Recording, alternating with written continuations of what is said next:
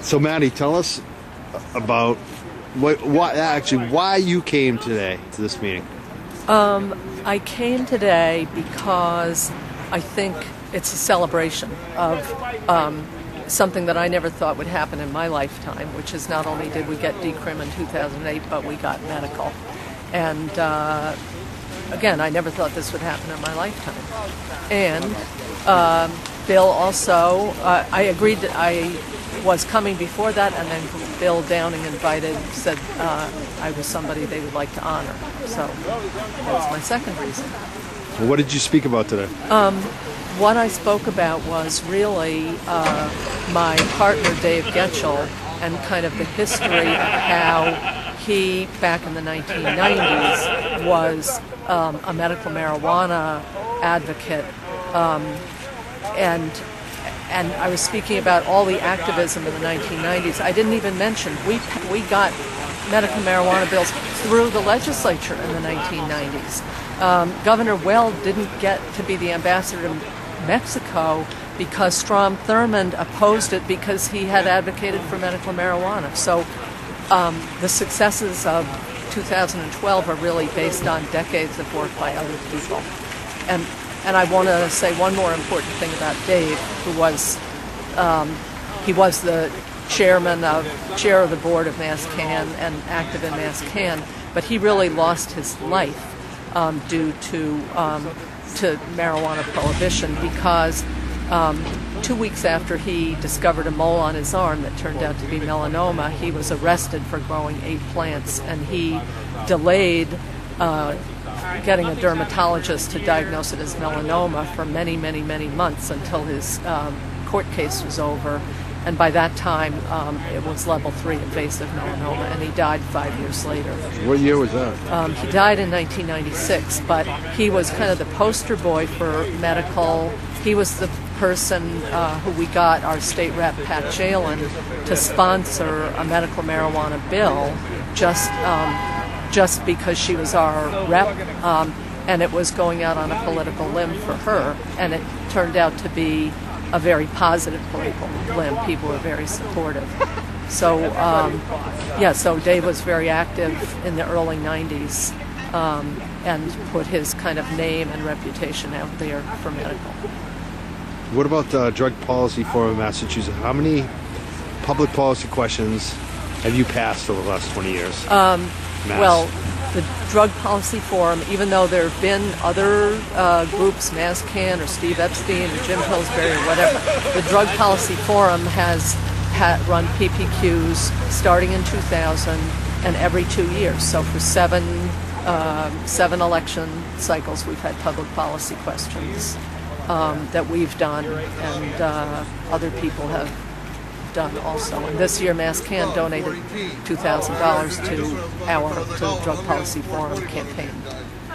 And any chance that Drug Policy Forum in Massachusetts will be the group to do the full statewide legalization? Are you guys considering that at all? I don't think so, unless somebody wanted to use that organization as a vehicle for doing that. Is there any chance that might happen? Are you looking at talking to some of the fund? I mean, you guys have a great track record of doing this. Right.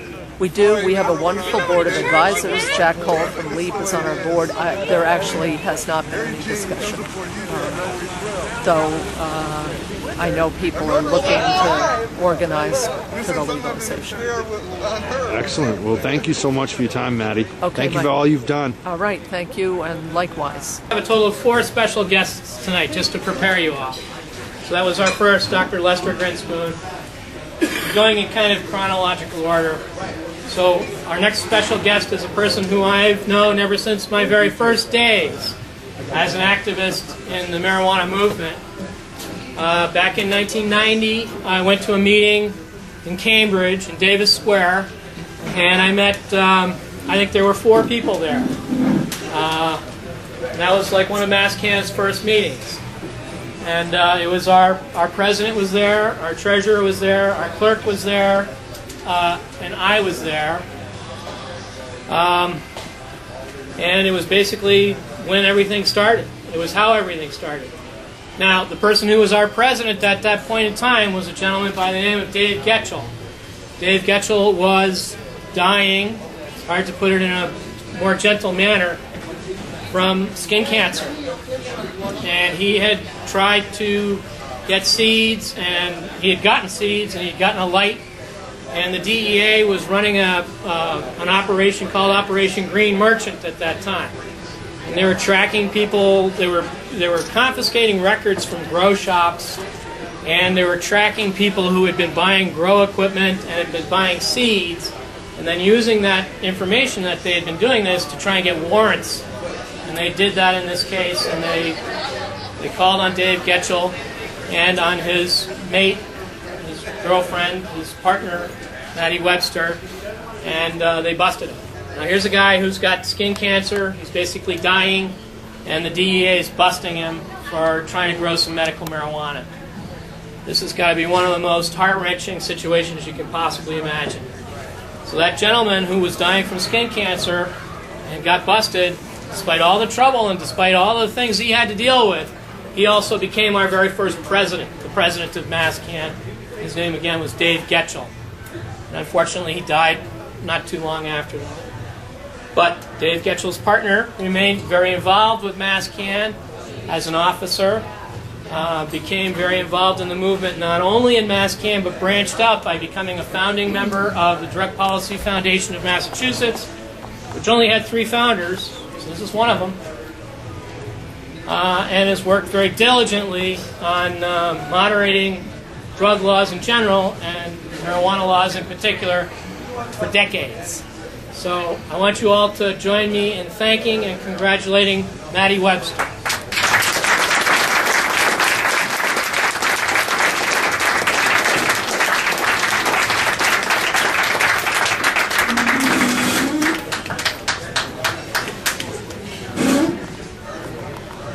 I'd like to make some brief remarks, and partly is that I'm amazed to be standing here and to know that in 2008 and 2012 we've actually succeeded in getting decrim and now medical marijuana, and that's really been done with a huge amount of work by many, many people over the years, including me, my partner Dave, Bill, tons of people, in fact probably everybody in this room, and many going back many decades. I actually, in terms of what I say, I'm partly here maybe to honor Dave's Getchell's role in this whole process, and I want to correct the story that Bill told, and I think it maybe will make it even more telling. Dave was arrested in 1989 under Operation Green Merchant, and he was probably growing 8 plants, but the federal government was doing a big sting operation, and anybody they could get was part of this sting operation. So Dave was arrested in the fall of 1989, and actually he was arrested about 2 weeks after he had noticed a mole on his left arm that was cracking and bleeding, which is a sign of melanoma. So instead of going to the dermatologist and checking on what turned out to be melanoma, he ended up having to hire lawyers and do a lot of legal work and basically defend himself against this growing operation, which took him many, many, many months. And he ended up, I think, just getting a misdemeanor. But he was somebody who'd probably never even gotten a speeding ticket. So he wasn't growing medical marijuana at the time, but the way I look at it was he probably died of melanoma because he delayed going to have his melanoma tested for about 6 or 8 months.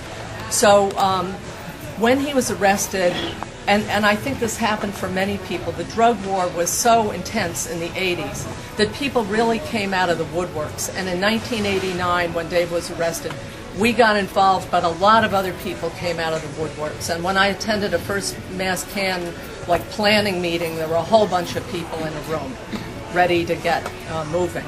And this, as an aside, what Dr. Grinspoon said, there had been a NORML chapter in Massachusetts run out of the ACLU since 1970 or 1971, I think. But anyway, I got a little distracted there. So Dave got involved in the marijuana movement or whatever. We all did, but melanoma really wasn't diagnosed for another 2 years after all this happened. And so then he became active in the whole movement, in the whole medical marijuana movement. And during the 1990s, that was a period of time when activism was landline telephones, taking a pair of scissors, cutting articles out of newspapers, going door to door to collect signatures, and handing out leaflets at, library events and whatever. But that's how we did it back then, and clearly it's done very differently now. But during those early years of the 1990s, we did a home rule petition in Cambridge.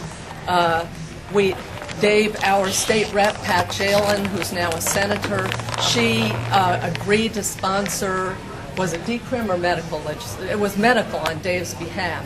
And she was taking a big political, walking out on a cliff or whatever it was, and she found out after the election that, and sponsoring that bill, she got a huge amount of support. So she discovered it was a good issue to be involved in.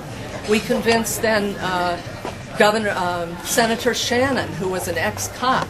He became like he submitted decrim legislation for us.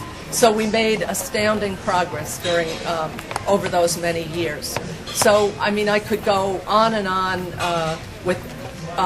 but here we are in 2012. Probably everybody in this room is very active. I'm sorry to say I spend a lot of my time reading the emails about what everybody else is doing, but I try to be involved. So I sort of want to thank everybody here for continuing on being active.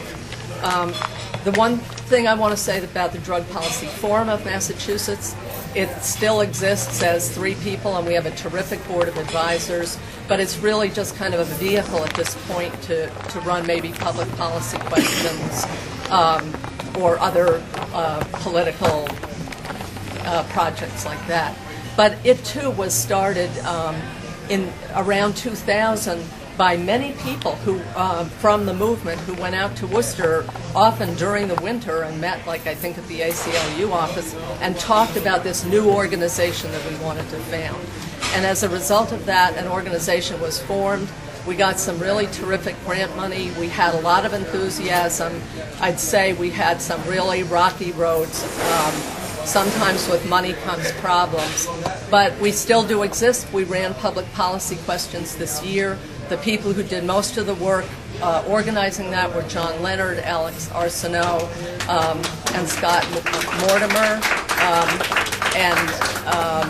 and I believe many people in this room gathered signatures on that. And so also on behalf of the Drug Policy Forum of Mass, I want to thank MassCann for donating $2,000 to gathering signatures. So, all right. Thank you. All right. Thank you very much, Matt.